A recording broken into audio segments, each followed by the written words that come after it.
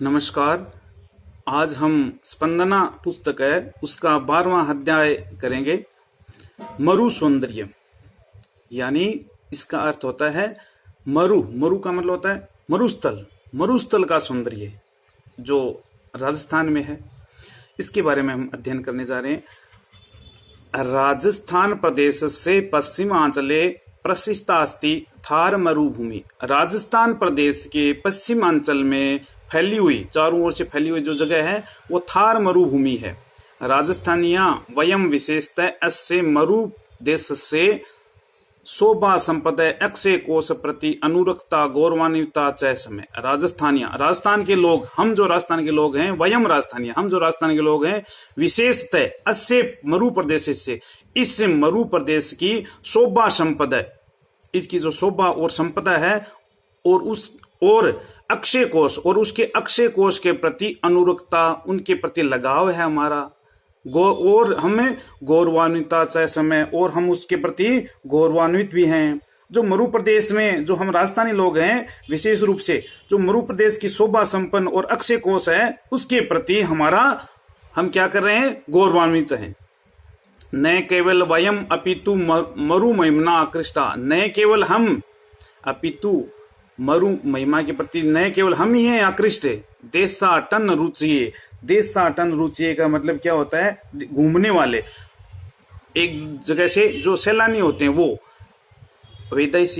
विदेशी लोग भी मरु सौंदर्य दर्शनम, मरु सौंदर्य के दर्शन के प्रति वंचितान स्व, अपने आप को वंचित मानते हुए, लोचना वंचितान मानने मानो, और अपनी आंखों से देखने से वंचित मानते हुए, मरु दर्शनम कृत्वा, यानी अपने जो भूमि है मरु प्रदेश का है उसको देखने की आशा करते हुए, मानते हुए, धन्य मान मनते, अपने आप को धन्य मानते हैं।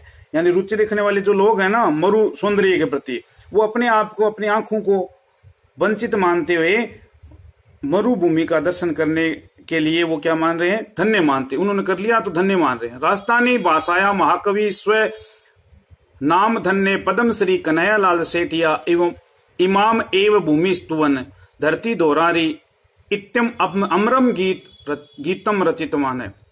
राजस्थानी भाषा के महाकवि स्वनाम धन्य, अपने नाम को धन्य करने वाले, पद्म श्री से पुरस्कृत श्रीमान कन्हैयालाल सेठिया ने इमाम एव इस भूमि को स्तुति करते हुए धरती दोरारी यानी धरती टिल्लू वाली, इत्यम अमरम गीतम रचितवान, इस पर एक अमर गीत की रचना की है। रचितवान में कत्वतु प्रत्यय है यहाँ पर। आधुनिका संस्कृत कवयो अपि स्व काव्येषु मरुभूमि गौरव गान करितवंत। आधुनिक संस्कृत के कवि भी स्व काव्य, अपने काव्यों में मरुभूमि के गौरव गान की रचना करते हैं। प्रस्तुते पाठे कतिपय सरले श्लोके मरुभूमि अपूर्व सौंदर्य से यथावत आकर्षक चारु चित्रम प्रस्तुति। प्रस्तुत पाठ में कतिपय कुछ सरल श्लोकों के द्वारा मरुभूमि के अपूर्व सौंदर्य, इस पाठ में ना अपूर्व सौंदर्य का यथावत, यथार्थ चित्रण, चित्ताकर्षक और चित्त को आकर्षक करने वाले सुंदर चित्रण है। चारु चित्रम यानी चारु का मतलब सुंदर चित्र प्रस्तुत किया गया है। बहुत ही अच्छे तरीके से इसमें ये बताया गया है। अब हम पहला श्लोक पढ़ते हैं। शरीर विज्ञान विचक्षणेन प्रशंसितो अयम चरकेश्वरेण स्नेहाद्र भावेक रसे विशिष्ट शुष्कोपि नित्य सरस स देश। क्या बताया गया है, शरीर विज्ञान विचक्षणेन यानी जो चिकित्सा के क्षेत्र में, शरीर विज्ञान के बारे में जो चिकित्सा क्षेत्र के विद्वान कौन था, चरकेश्वरेण, जो चरक थे, उन्होंने शुष्को प्रशंसितो अयम, इसकी प्रशंसा की है। किसकी प्रशंसा की है, चरक के द्वारा किसकी प्रशंसा की गई है, इस शुष्क प्रदेश की प्रशंसा की गई है। क्यों की गई है, देखिए, स्नेहाद्र भावेक रस विशिष्टता, प्रेम और स्नेहाद्र, प्रेम और दयादी भाव होने के कारण, प्रेम और दयादी भाव होने के कारण ये रस से विशिष्ट है और रस से युक्त है ये देश। यहाँ पर जो प्रदेश है, यहाँ पर मधुरताओं से युक्त है। यहाँ पर प्रेम और दयादी भाव तो है ही हैं, और साथ में यहाँ पर क्या है, रस विशिष्ट है, यहाँ पर मधुरताओं से युक्त है, इसलिए सरस है। इसलिए यहाँ पर क्या बताया गया है, नित्य सरस है, नित्य सरस है, यानी ये जो देश है नित्य सरस है, यानी नित्य आनंददायक है। स देश है नित्य सरस है, इसलिए ये प्रदेश है वो आनंददायक है, बहुत ही अच्छा प्रदेश है ये। अगला श्लोक देखिए, मरु सुवर्णो न ही येन दृष्ट किम तेन दृष्ट कुहचित सदृश्यम सपुटम मरो भांति सुमेरु श्रृंगा शिल्लासु कृष्णासु न ते ही मृग्या। मरु सुवर्णो न ही येन दृष्ट, मरु सुवर्ण जो सोने के समान, स्वर्ण जो मरु प्रदेश है किसी ने नहीं देखा। किम तेन दृष्टे कुहचित सदृश्यम, तो उसके द्वारा क्या देखा गया, जो सौंदर्य स्थान है उसमें उसके द्वारा क्या देखा गया। सुवर्ण का मतलब है सुंदर हो गए, यहाँ पर मरु का मतलब यहाँ पर होता है मरु प्रदेश, जहां पर हम निवास करते हैं, जो राजस्थानी लोग निवास करते हैं, जो मरुस्थल वाला क्षेत्र है उसके अंदर। दृष्ट अवलोकित, दृष्ट का मतलब होता है अवलोकित करना, देखा गया, यानी कुहचित कहीं पर। कुहचित का मतलब यहाँ पर क्या है, कुहचित, यानी मरु स्वर्ण जो प्रदेश है जो किसी ने नहीं देखा है, तो किसी के द्वारा क्या, जो सौंदर्य स्थल है उसमें क्या देखा गया, कुछ भी नहीं देखा गया है। सफुटम मरो भांति सुमेरु श्रृंगा शिल्यासु कृष्णासु न ते ही मृग्या। सफुटम, सफुटम का अर्थ यहाँ पर क्या है, सफस्ट।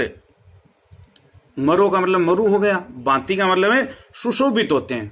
सुमेरु श्रृंगा, सुमेरु पर्वत है उसकी शिलाओं, उनके जो शिखर है ना, सुमेरु श्रृंगा, सुमेरु पर्वत का जो शिखर है उसके बारे में। शिलासु शिलाएं, कृष्णासु काले, न ते ही मृग्या, और न ही केवल। मृग्या का मतलब यहाँ पर खोजने योग्य, मृग्या का मतलब यहाँ पर क्या है, खोजने योग्य।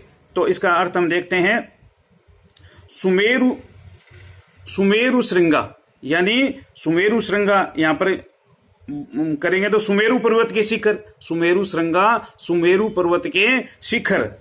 मरो, मरुभूमि। सफुटम, सफुटम का अर्थ यहां पर क्या है, स्पष्ट, स्पष्ट। इसका अर्थ क्या बताया यहां पर है, स्पष्ट। सुमेरु श्रृंगा, मरु प्रदेश में जो सुमेरु की जो शिखर की जो शिलाएं हैं वो यहाँ पर है स्पष्ट मरुभूमि में दिखाई दे रही हैं। यहाँ पर बताया गया है कि, अर्थात क्या बताया गया यहाँ पर है, सुमेरु पर्वत के शिखर पर जो मरु प्रदेश है वो सुशोभित होते हैं। मरु प्रदेश के यहाँ पर सुशोभित होते हैं, सुमेरु पर्वत की समान। यहाँ पर जो टिल्ले हैं वो सुमेरु पर्वत के समान है। न कृष्णासु ते ही मृग्या, वो काले नहीं है, लेकिन वो क्या नहीं है, काले नहीं है। यहाँ पर टिल्ले तो हैं सुमेरु पर्वत के समान, लेकिन वो क्या है, काले नहीं हैं। अगला श्लोक लेते हैं, रम्ये क्वचित सेकत वप्रशानो सुकोमले भास्वती हेम वर्णे प्रातः प्रदोषे च सुखम स्थितानाम केसाम न चेतांसी विकासवंती। रम्य का मतलब होता है रमणीय, क्वचित मतलब कहीं पर। सेकत वप्रशानो, सेकत वप्रशानो का अर्थ यहाँ पर क्या आया है, मिट्टी के टिल्लू व दोरों की चोटी पर। मिट्टी के टिल्ले या दोरों की जो चोटी है ना उसके बारे में बताया गया है। सुकोमले का मतलब होता है सुकोमल। भास्वती हेम वर्णे, हेम वर्णे का मतलब होता है स्वर्णमय। हेम वर्णे का अर्थ क्या है, यहाँ पर क्या बताया है, स्वर्णमय। और भास्वती का मतलब चमकीले। तो इसका अर्थ देखते हैं हमें, रम्ये क्वचित सेकत वप्रशानो सुकोमले भास्वती हेम वर्णे। क्वचित रम्य, कहीं पर रमणीय, कहीं पर क्या है, रमणीय। सुकोमले, सुकोमल। भास्वत यानी कांतिमान, यानी चमकीला। और हेम वर्णे, स्वर्णिम मिट्टी। हेम वर्णे का मतलब क्या आता है, स्वर्णिम मिट्टी के टिल्ले। अब राजस्थान में देखते हैं तो टिल्ले जब रोशनी पड़ती है सूर्य भगवान की तो टिल्ले कितने चमकीले लगते हैं, कितने सुंदर दिखते हैं। दोरों की चोटी हेमवर्णे। तो अब दोरों की चोटी सेकत वप्रशानो, सेकत वप्रशानो का अर्थ हो गया मिट्टी के टिल्ले और उसकी चोटी, मिट्टी के टिल्ले और उसकी चोटी पर। प्रातः प्रदोष से, प्रातः यानी सुबह, प्रदोष से यानी रात को। स्थितानाम, सुखपूर्वक सुखम स्थितानाम, सुखपूर्वक बैठ करके, सुखपूर्वक उन पर बैठे हुए, के साम किन चेतांसी लोगों को, विकासवंती किन लोगों के चित्त विकसित नहीं होंगे, उनके मन को प्रसन्नता अवश्य ही होगी।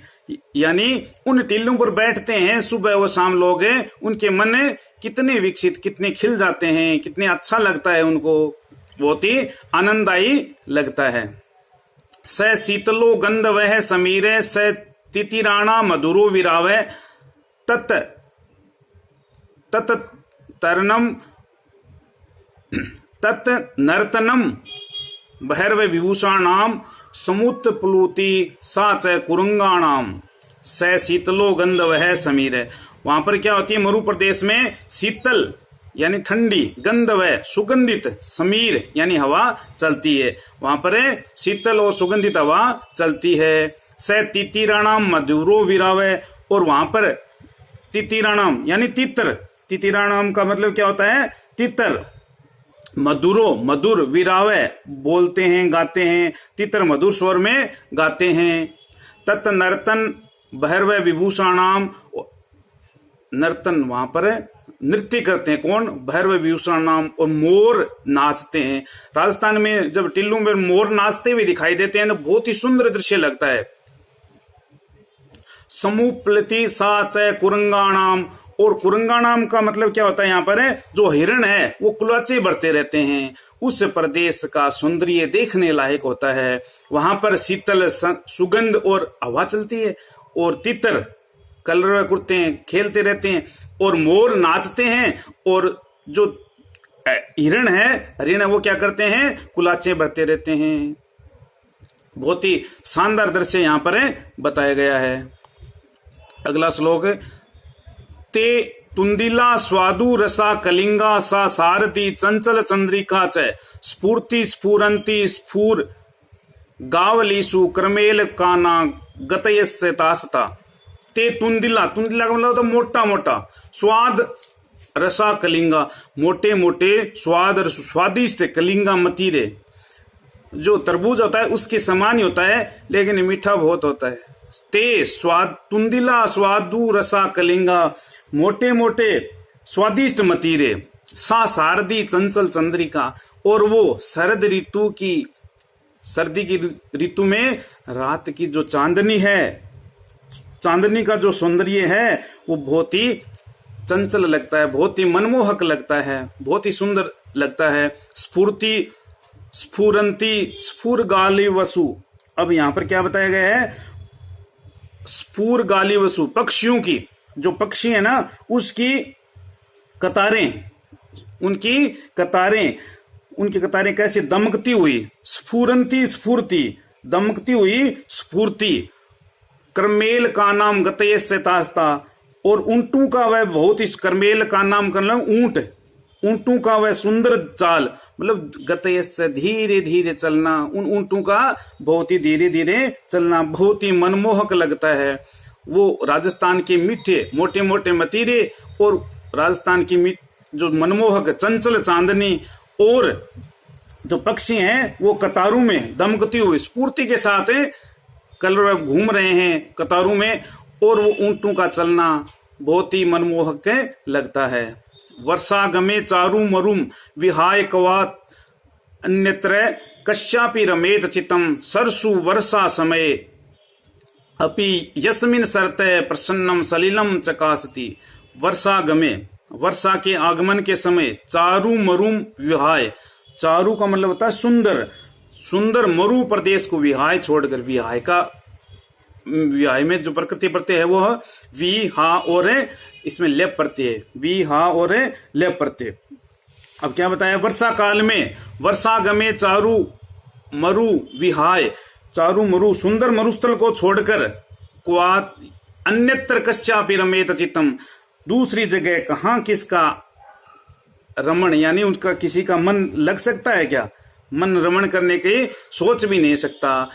कश्चापि रमेत चित्तम, नहीं सोच सकता। वर्षा के समय यहाँ पर जो राजस्थान का क्षेत्र है बहुत ही मनमोहक लगने लगता है, जो मिट्टी की खुशबू है बहुत ही अच्छी लगती है। सरसु वर्षा समय अपि यस्मिन सरत प्रसन्नम सलिलम चकास्ति।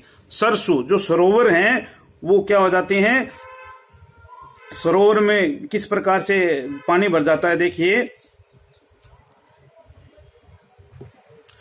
अब जो सरोवर हैं उसमें वर्षा के समय, सरसु वर्षा समय यस्मिन शरद प्रसन्नम सलीलम चकास्ति, सलीलम, और सरोवर है वर्षा के समय इन सरोवरों में, यस्मिन सरोसु इस सरोवरों में जो शरद ऋतु के समान, सलीलम मतलब बहुत ही निर्मल जल स्थापित हो जाता है, आ जाता है। जो सरोवर हैं मीठे जल यानी निर्मल जल से लबालब हो जाते हैं। अब 7वां श्लोक है, गावे प्रसन्ना मनुजा प्रसन्ना देवा प्रसन्ना वृत्तदान यज्ञ किम नाम तद्यन मरो समृद्ध विद्या समृद्धो भवता विधे। पंडित विद्याधर शास्त्री द्वारा लिखा गया है। गावे प्रसन्ना, गायें प्रसन्न है, मनुजा प्रसन्ना, मनुष्य भी प्रसन्न है, देवा प्रसन्ना और देवता भी प्रसन्न है, वृत्तदान यज्ञ, वृत्तदान और यज्ञ से देवता भी प्रसन्न है। जहां पर देखो आदमी, सारे आदमी प्रसन्न है, जहां पर क्या कौन प्रसन्न है, गावे प्रसन्न है। गावे का मतलब होता है यहाँ पर गायें प्रसन्न है, मनुजा मनुष्य प्रसन्न है, देवा प्रसन्न देवता प्रसन्न है वृत्तदान यज्ञ के द्वारा।